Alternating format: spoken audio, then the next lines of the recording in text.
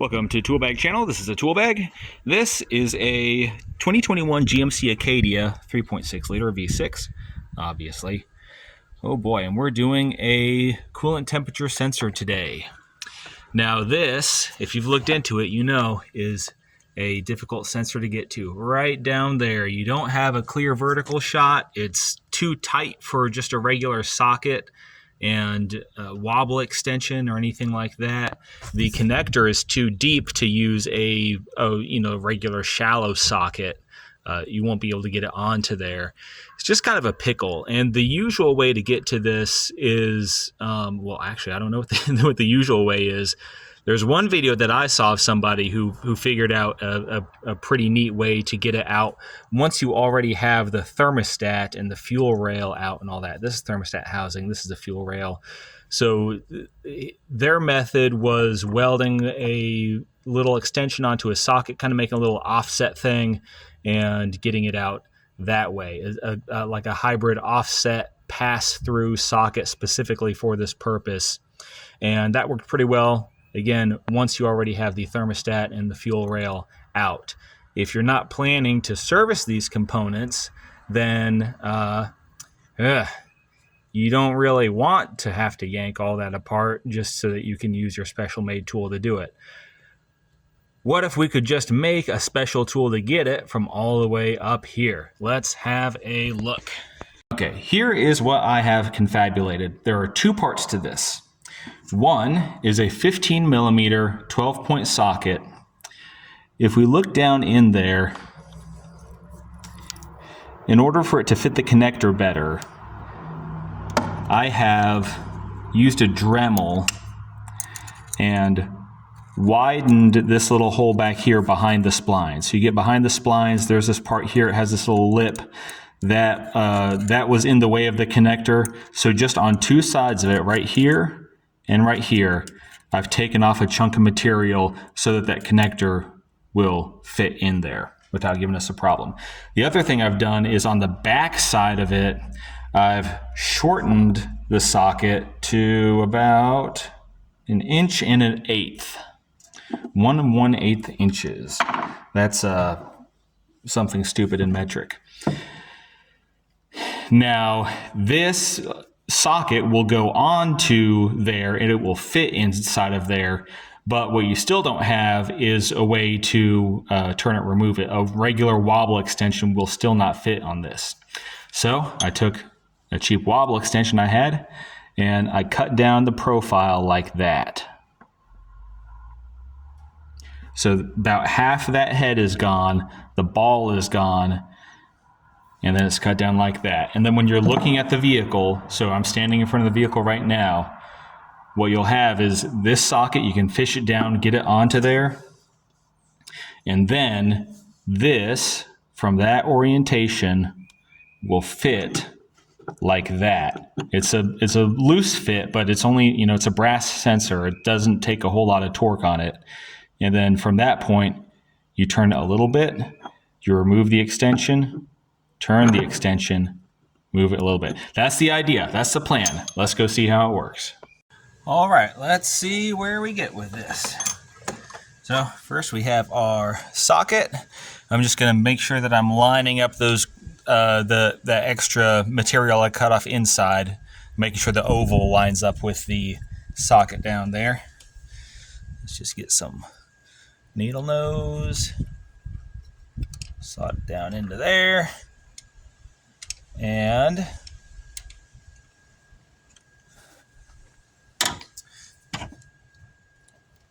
all right, we have purchase on the sensor.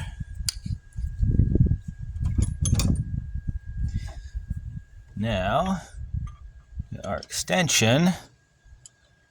All right, I believe we have purchase on the socket.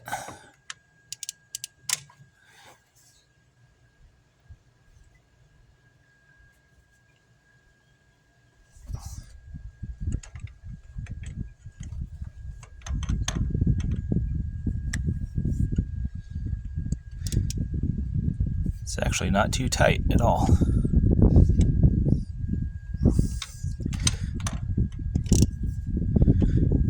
It's spinning. And again, again, I'm just taking this extension back out for every quarter turn.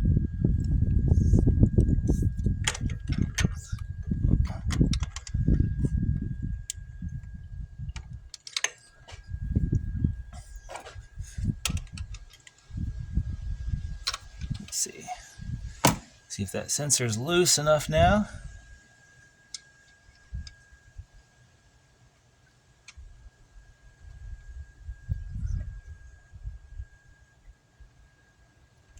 Nope. Gonna want a little bit more.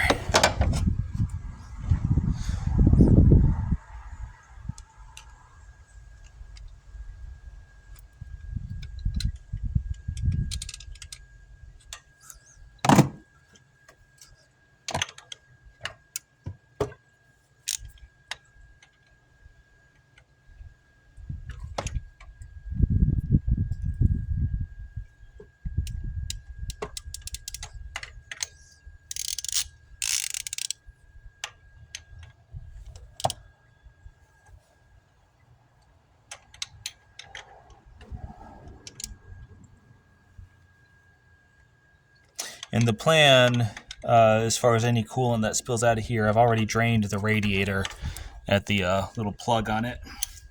But if we have coolant come out of here, we'll just use a fluid extractor to pump that out.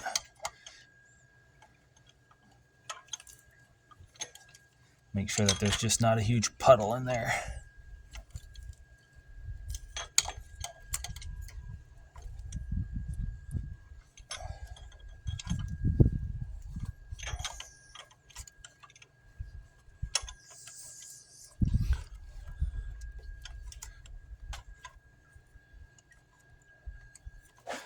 I wish you had a little bit better angle where you could see a little more of this, but boy, this is not a job of camera angles. I can't even see that much of what I'm doing. But we're getting it loose.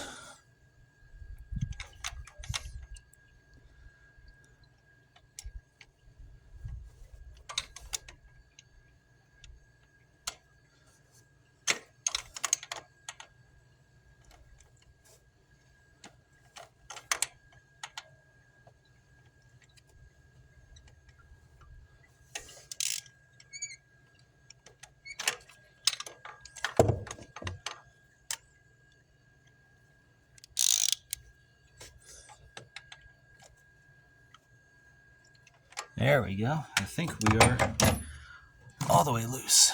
Let's see. Our socket off.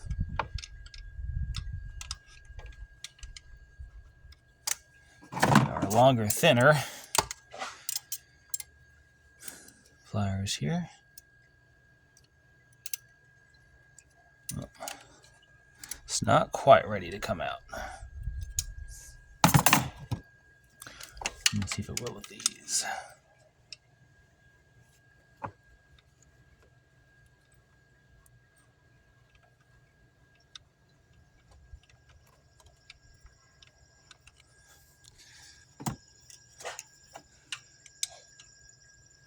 And then as far as starting the new one in, what I'm thinking is the old trick that you use for spark plugs that are hard to get to. Just a little piece of hose on the end of it. We'll see if that works. Because you're definitely not threading this thing in by hand.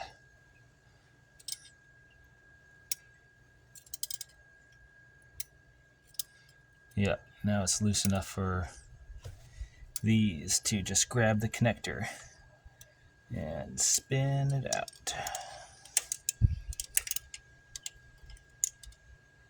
So yeah, the socket cut to that length, it does not butt up against the head until it's already loose enough, which was the next thing that I was going to be worried about. So is this thing going to come all the way out, or is it going to work its way until it's jammed against the head? But Looks like we got lucky. At least as lucky as you can be while working on one of these. And there is our sensor. Oh my goodness. Look at that little dinky thing. We'll see if this is a problem. Customer said, go ahead, do a sensor. So we'll do a sensor. See where that gets us. But alrighty. Let's see. I don't have the new sensor yet, but let's check that idea with the hose. Okay. So to give myself a better shot with this narrow space we have in here, rather than a big hose around the connector, instead I have a 3/16 fuel line fitting inside of that. So this can be a lot more flexible, give us a little more play.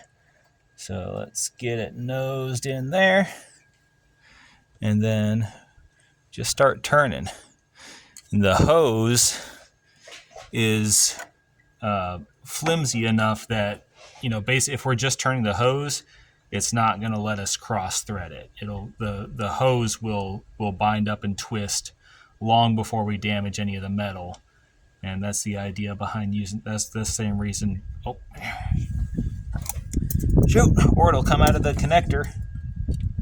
That's why people use this this trick on spark plugs a lot of the time.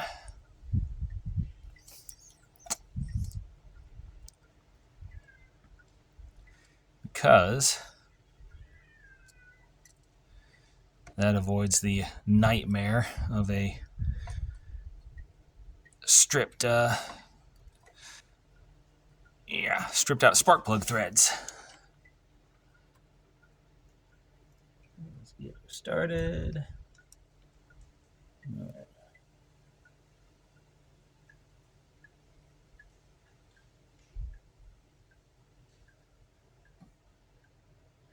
This might take a couple tries to get it right, but that will take it over the alternative. And there we are. We are in our threads now. You kind of have to rock it a little more away from the thermostat than you would think, but yep, that is definitely started. From there, should be able to get our fancy socket back on.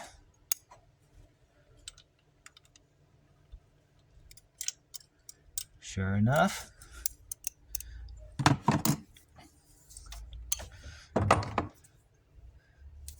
and then we just reverse this process. Oh, look at that. Look at that.